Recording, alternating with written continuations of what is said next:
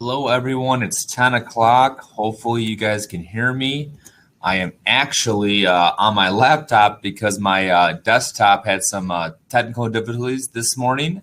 I guess I did an update over the weekend and my audio wasn't working. So, apologize for the video quality, but hopefully, you all can hear me. If you can just chat in there that you can hear me, that would be fantastic.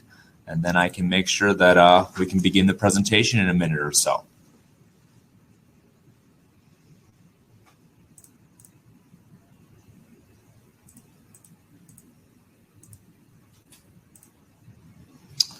Please say hello or something. Okay, perfect. There they come in. We can hear me. That's fantastic. Well, we'll begin in about 10 seconds.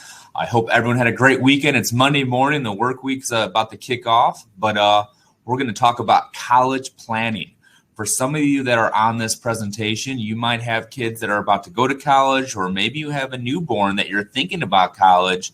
Hopefully, I can answer a few different questions you might be having, and hopefully we can give you some good information. Again, so happy with Network having me speak in these educational presentations. I am with SOFA, Society for Financial Awareness. Really, we want to help educate your family to make wise financial decisions. You have a great company, great paying job, but we want to make sure these small changes or decisions that you make over time will really put you in the best place possible and help your children and help your family. So with that being said, we'll kick off on time as I like to be prompt, and hopefully all the technology works great. So I'm going to share my screen with you. College planning with SOFA.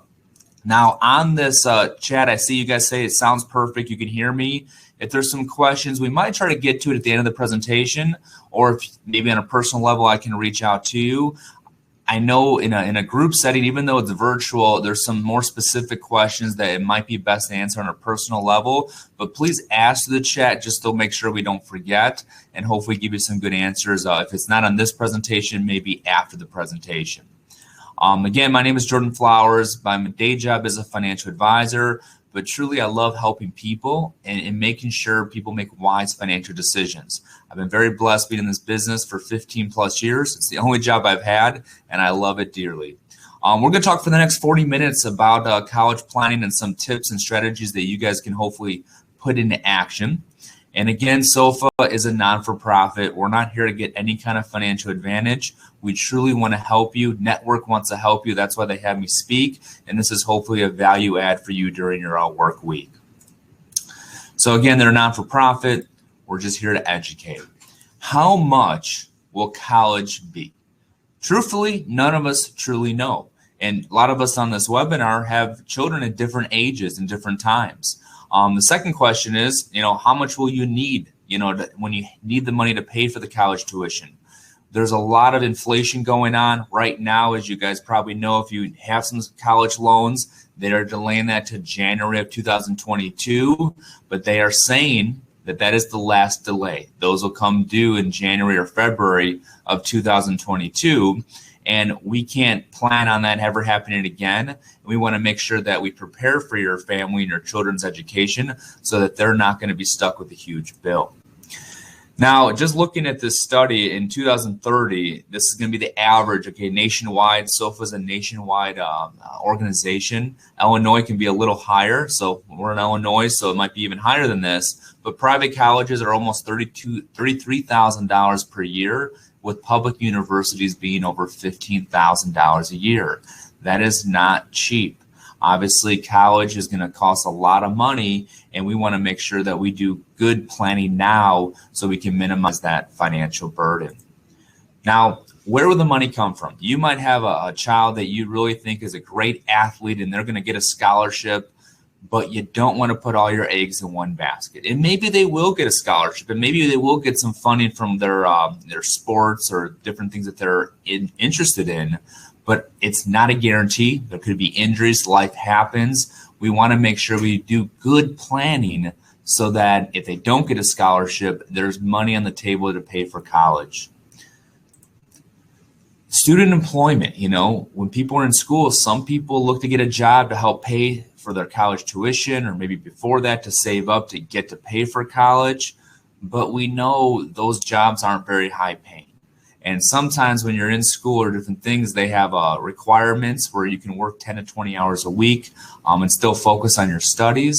But working during college is not always the best option for a lot of students because they're pulled in so many different directions and it's hard for them to focus. One thing that I like to tell my clients, and if you have students or children that are going into college, maybe look for internships. Yeah, maybe they're not going to be 100% paid or maybe good pay. They are paid, but internships in the field that they're interested in, that hopefully could put them in a great position for their future career.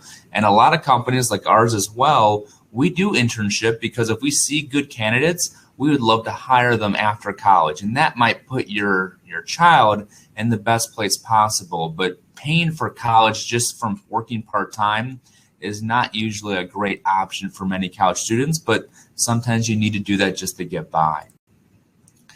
Where will the money come from? Now, we have got a lot of stimulus from the government in the last year or so, the last couple of years, but we can't always rely on it. There's a few different grants that are available to you. One is called the federal Pell Grants, and those are to usually undergraduate students who haven't earned a bachelor's degree yet.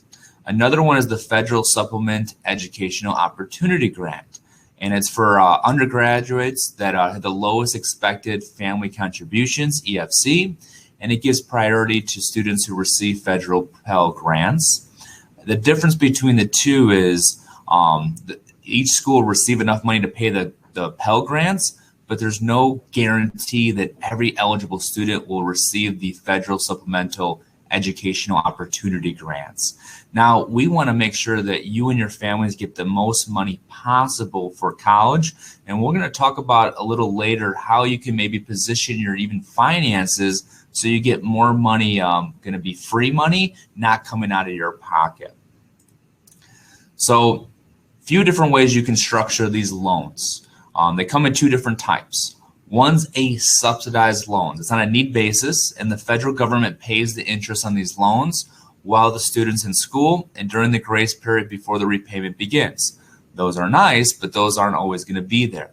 There's unsubsidized loans, where the borrower is responsible for the interest accrual on the loan, and although it's not required to be paid until the grace period expires, we've seen at the whole Biden, they kind of pushed out those payments till January of 2022. But after that, you got to pay that interest on that loan. There's also federal Perkin loans, which are low interest loans for undergraduate and graduate students with extraordinary financial need. And the college is the lender, but the loan is primary through the government funds, but there's no loan fees that are attached. And then the parents can take responsibility by having PLUS loans, which enables the parents with good credit histories to borrow and pay the educational expenses of the dependent child who is an undergraduate student enrolled at least half the time. Now, a lot of different options you can take advantage of, but ideally, I'm sure as a parent, you've made lots of sacrifices for your child.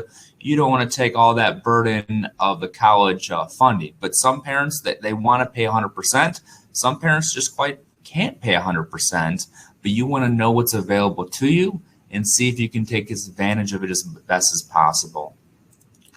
So how can you personally prepare for college funding? Now, we might have heard some of Coverdell educational savings accounts, but most commonly people hear about 529 college saving plans. And today I'm going to probably talk to you about something that you don't hear maybe mainstream, but a lot of people are doing this for college funding, but it also gives you different flexibility, and that's using Index Universal Life Insurance. And we're going to go into much more detail on that in a little bit. So let's first talk about 529s. I think they're a good option. They give you tax-deferred growth on the money. You get a tax deduction in Illinois. For a single individual, it's $10,000. You can get a tax deduction. For a married couple, it's up to $20,000 you can take off on your taxes, which we all know taxes are high. It's nice to get a little deduction there. The beneficiary of the account may be changed. So say you do have a child that's just really good at a sport or they get a scholarship in some area. Well, they may not need that 529, or maybe you transfer that beneficiary into another child that maybe doesn't have that scholarship and keeps that money for qualified educational expenses. Now, they do have to be used for qualified educational expenses, which we'll talk about in a second.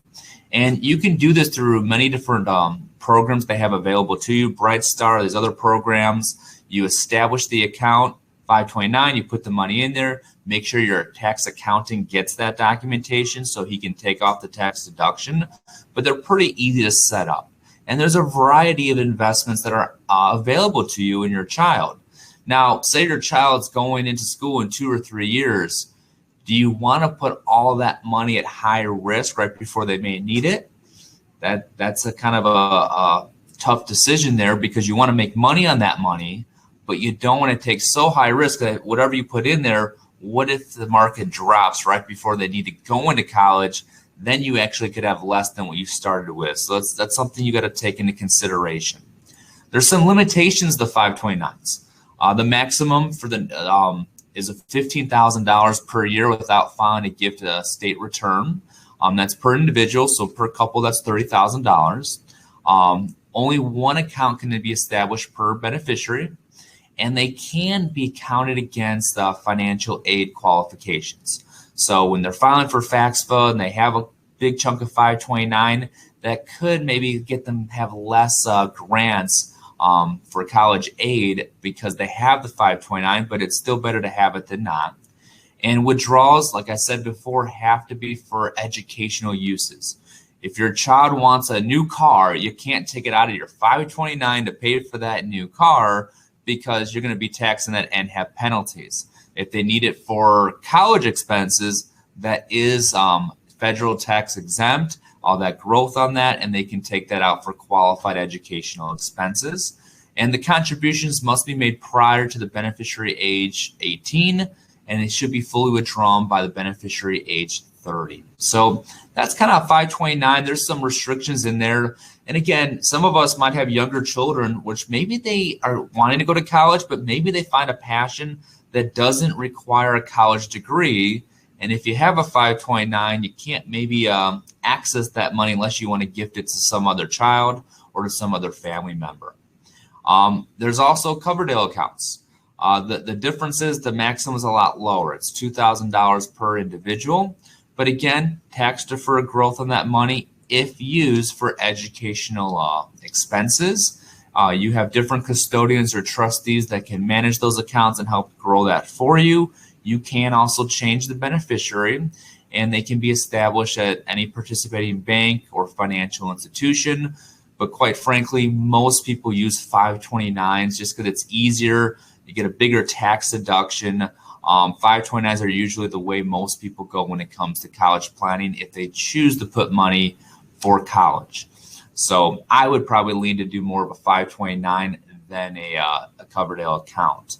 The limitations, again, there's still limited investment options. Again, they could be accounted against financial aid, and they have to be withdrawn for educational uses only. Can't be for that new car or some kind of thing that the child wants. Now, a lot of things you have to take in consideration. Like I mentioned before, the risk profile.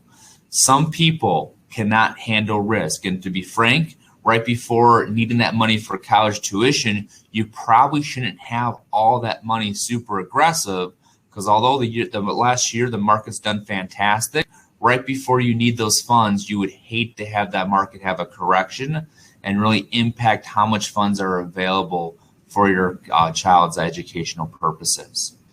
Can a 529 be used in another state if you moved? It can. I just got a question there. 529s are a federal program. Now, depending on what state you're living in, you get different state tax deductions, which Illinois, we benefit from that. Some states don't have an income tax, so maybe it's not as advantageous, but you can move that if you move or use it for out-of-state college. Time horizon, again, some people's children are 3-4 years of age, some are at 13-14. There's a difference there, and difference in how much risk you want to take. Now, back maybe 4 or 5 years ago, you could still be pretty conservative and make 3 to 4%. But today, as you've probably seen in your checking and savings accounts and in the very low interest rate environment we're in, when you go to be more conservative in a 529, you're basically not making any money on that 529. And inflation is kind of going higher than whatever you're making the fixed account. But on the same point, you don't want to take a big hit right before the market or the market dips right before paying for college tuition. There is inflation risk, right? Like I said, if you're only making 1 or so percent and inflation's at 2 or 3%, each year you're actually losing your purchasing power by keeping it too conservative in a 529 or Coverdell account. Taxes are a big thing you got to take into consideration. You don't want to use the 529 for non-educational expenses. Otherwise, you'll pay more in penalties and taxes, and we don't want to do that. Lastly, we all suffer from this, procrastination. Why do something today that you can do tomorrow? But when it comes to college education, time is of the essence. And I think, obviously we're not going to take a vote on this, but I think all of us can probably find a way to save an extra $100 per month, right? And if we start that $100 saved per month, maybe we don't go out for dinner or we spend it on a Starbucks or whatever it may be. If we can save that $100 here and there a month and start something for your college education, you get compound interest over time. That's going to really benefit your child and maybe for your own personal investments as well. But procrastination it affects us all. We don't want to plan for college, at 17 for your child, but in life circumstances, sometimes that's what happens. But if you can put $100 away or $50 or a few $100 every single month away, your child and yourself will be much better off if we can just do a little bit of planning and not procrastinate, because that's a big thing that affects a lot of people. One thing I want to talk about, the last thing that I like to use for college planning, falls into section 7702 of our tax code. Now, I want you to think differently, again, about the next two words I say. Life insurance. Life insurance is not always meant to pay just upon when you die. I actually personally use life insurance for my college funding for my child, and I recommend it to a lot of people as well because it gives you some versatile options that many people I've just experienced over the last few years have not really known about. So I want to educate you a little bit on this. Now, before I do that, I'm going to explain kind of how it works. When you have your money in the market's up, the market's down. And say you have money in a 529, that market's going to be volatile unless you be super conservative, but then you're not making much to keep up with inflation. This is just a simple chart going from 2000 to 2020. We had some down years in 01, 02, and we had some up years last 10 years or so. And if you look at that on an average, we're averaging over 6.61% annualized rate of return over that 20-year or so period. Now, it would be horrible if right before you needed that college money that your 529 in 2002 just took a 22% hit, or in 2008 lost 37%. And that's why I caution you not to be too aggressive in those 529s as you get closer to that date you might be needing it. So indexing works like this, but what I like to show people for that Index Universal Life Insurance contract, it works a little bit differently because you are not participating in all the gains of the market. If you look at this chart, you see the green line there. You do not participate in any of the losses. You get a big fat zero in 01 and 02 and 03. But when the market goes up, you don't make as much either. When the market goes up, I think it says there 28%, you only make 11% on that return. So for people that want the growth of the market but don't want the downside risk, this is a fantastic opportunity. And why I love it for college funding is you can take out money and not sell at a loss if, God forbid, the market takes a correction before you need it. And if you look at that, if you only make 11% max per year, but you have none of the downside risk, if you look at the average return, even though it's lower, It's not much lower over those 20 years, 6.31%. So you're still able to keep up with inflation and grow your assets effectively. I just saw a question in here. Is there a financial perk to a grandparent setting up a 529 account versus a parent doing so?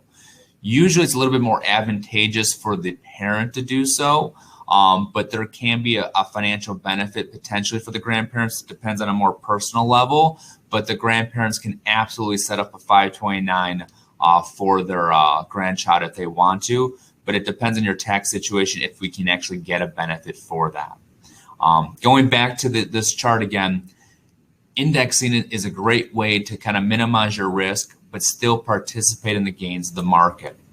The beautiful thing about this index universal life insurance, you're really keeping up with inflation, and all the income that you take out from that is 100% tax free. So when you design it properly, you can get 100% out of that income tax free for college funding. But what if your child gets a scholarship? What if they don't go to college because it's a free ride? Well, then you can kind of use that money that's growing in that policy for your retirement funds. You don't need to just use it for education like a 529. You can pivot and use it for your own personal retirement accounts. And there's no age restriction. We might be familiar with 401ks, and Network has given you a great match on that, but you can't legally touch those 401ks until you're 59 and a half. Or with this specially designed index universal life insurance, you can tap into that before 59 and a half, maybe for college funding for your children, or maybe for your own retirement if you choose to. At Saver's Dilemma, like I mentioned before, you don't want to take a lot of risk if you need this money a couple years from now. Well, instead of putting in a savings account and basically making nothing, you can make 7 to 9% and not take a ton of market risk or no market risk in this type of investment using that power of indexing. And we all know life happens, and God forbid you get in a car crash or something happens and maybe you're the breadwinner. We know that your family is going to suffer financially.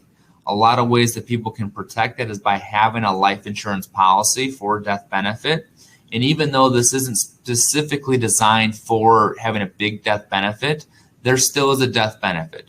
So it'll help cover the cost to kind of get your family through that and maybe pay for college. And that death benefit is tax-free 100%.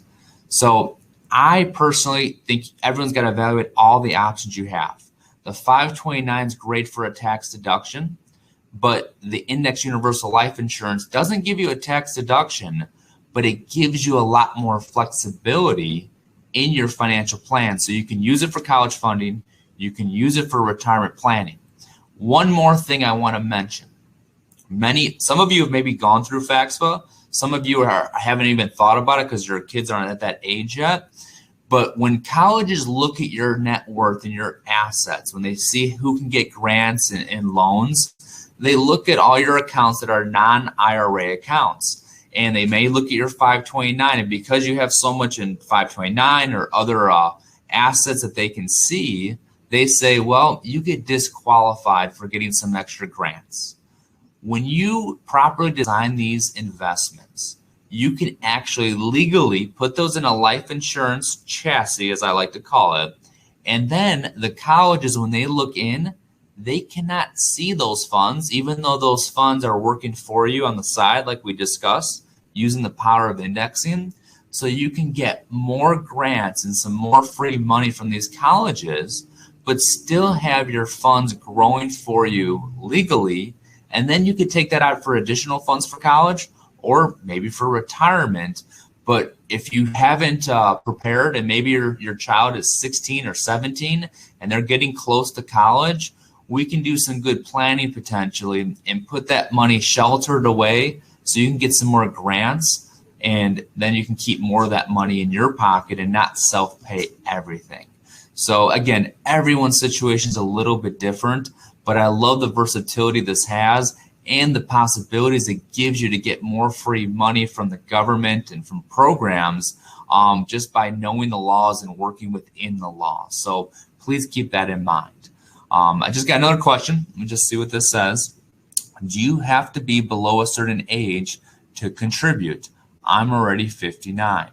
So you don't have to be below a certain age to contribute to the 529 or the Index Universal Life Insurance. So you can do that at whatever age you like. The one thing that I will say, especially when it comes to the Index Universal Life Insurance, is you got to qualify. So if you're 59 and relatively healthy, it should be no problem. But if you're 59 and God forbid just had cancer a few months ago or a few years ago, you may not be able to get it on your life, but maybe you have a spouse, or maybe you can use another family member's life that's healthy to use this to benefit your child and take advantage of the tax strategies and to shelter it from fax funds and different things to get more grants. So there's a lot of things you can do by just knowing what's out there. Some people also are, worried about fax, about how do I file? There's all these paperwork, there's all these questions that come up. To be frank, I don't help people on a day-to-day basis file for FAFSA, but we have other people that we work with that can even help you file for FAFSA, and they usually save people 80% of what they pay them to do that filing service, and they get more money back in return, because you don't know what you don't know, and you can't be an expert in everything. And most parents, when they file for FAFSA, it's the first and maybe only time they're doing it. And if they don't know a few things, you could be leaving more money on the table. So I highly recommend talking to a professional before you file, because you don't want to leave more money on the table and pay more than you have to. But that's why you're on this webinar today, because you're trying to gather the information to make wise financial decisions. We talked about procrastination, and I cannot stress this enough. You got to start today. Yesterday is over. Okay, that would have been the best time to start. But today is where we're in the present. If you haven't started saving, you need to start saving, even if it's a $50, $100 a month. Because if you look at this just simple chart, if you put in $2,000 a year when your child was 0 to 5 years of age, and you put in $10,000 total over those 5 years, again, based on a 12% return, which may or may not happen with the market, over that 18 years, you would get up to $62,000. Now, what if you wait those first 5 years and start putting in $2,000 a year from year 6 to 18, putting in $26,000, more than double what you would have put in the first 5 years? You still end up with $62,000 on a $12,000 or 12% rate of return. The key is compound interest. A little bit of savings today has a very long-term effect. Please start today, whatever you can, for college funding. Your children and yourself will really thank you later years by making a little bit of sacrifices now. Please don't procrastinate. But I know that's not anyone on this call, because you're getting the information. You're working on this right now, but know the options you have, and then see, based on your family situation, what the best option is. Again, maybe it's a combination of 529 and using Index Universal Life Insurance, so you can kind of pivot. 529 gives you a lot of tax deductions, where the IUL doesn't give you any tax deductions, but gives you the flexibility to take out that income for college funding tax-free. And if they don't need it for educational expenses, you can use it for your own retirement planning, and there is no market risk. So everyone's in a different situation. Just evaluate it before you make a final decision. Which savings vehicle do you choose? I don't know. It depends on your overall taxes. It depends on your overall situation. How much you're going to plan for? Again, you know that better than I do, but inflation's out there, and the prices you see today are going to probably be a lot higher in the future. And you got to talk with somebody based on your child's academics, which options are best. Community college, going for a scholarship, getting more grants. There's a lot of things that are still out there to you, depending on your child's situation. How do I figure out specifically how much I need for my dependents? Well, the sad news is we don't know specifically every dollar and cent that you will need, but I do know if you start saving today, you will be in a better place for the tomorrow and the future. So what can I do to get started now? Talk to your financial advisor. Look at a 529 plan online. see what you can save. Look at your monthly expenses. Look at your budget. And I know it's a horrible word, budget, so try to think of it maybe as a lifestyle fund, different wording for it. My wife and I go over it every quarter and see where that money is going. It irks me when I see that $10 Spotify in our budget, but my wife loves Spotify and I'm not going to change that. You still got to live life, but see if you can save 10 to 50 bucks a month here and there. And if you can invest that in a 529 or an index universal life insurance, you are going to be in such a better place in the future. Look at your expenses, see how you can cut it out and benefit you and your family. So is there any other questions? I just want to open up. I know I try to answer a few during the presentation, but is there any questions that I haven't answered? And one thing I'm going to put up there, if you guys want to request a consultation, more than happy to sit down with any one of you and just talk about the options you have and maybe divert you to see how you can file for FAFSA and different things too, if that is a question of yours. So I got one question just now. What fees are included in with an IUL initially, then monthly or annually? So I'll be frank with everyone on this webinar. Anywhere you put your money, somebody's making money on your money. If you put your money in a 529, there's usually internal expense ratios depending on the funds. And the 529s, there could be some fees in there. Usually they're very low, but there could be fees in there. If you put your money in a bank, basically the bank doesn't pay you much these days, but they loan out those money to for different loans or mortgages or different things. They're making money on your money. When it comes to life insurance, I'll be frank, it's a little bit confusing because there is no direct fee that you see on a statement, but you are paying for that cost of insurance. So again, no real numbers here, but say you put in $5,000 into a index universal life insurance. You're trying to grow that cash. Well, you're going to have a death benefit of say $250,000, okay, hypothetically. Well, that death benefit isn't free. You still got to pay that cost of insurance. So you will see on your statement kind of the cost of insurance being deducted from that. And life insurance is a little bit heavy, and you could call it fees or cost of insurance the first 5 to 10 years. And then over the next 10 to 15 years, it kind of levels out. So if you gave a life insurance policy roughly 15 to 20 years, your all-in cost of insurance, again, which is kind of like fees, is usually around 0.5%. Okay, but it's not very clear when you get a life insurance policy, like this is the fee, because it's categorized as a cost of insurance on your statement. But if you give it about 15 to 20 years in a good company and a good policy, you're paying about 0.5%. And for that 0.5%, you're getting death benefit, tax-free. You're getting the way to get tax-free income.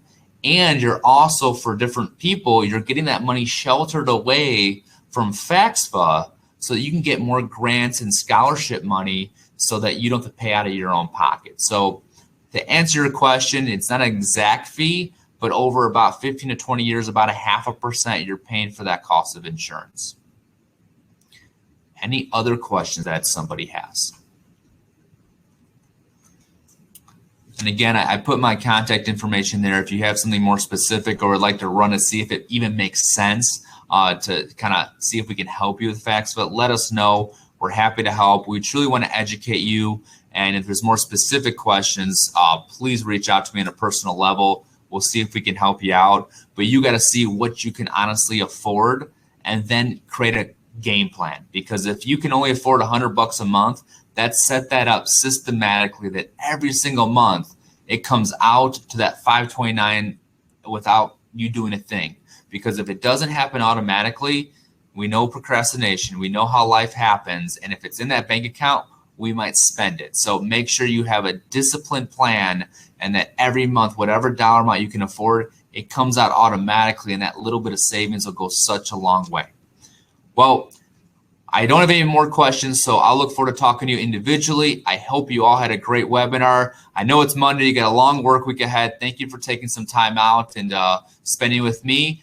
Thank Network for having me, and I look forward to helping you guys and talking with you all in the near future. Have a great rest of the day, everyone.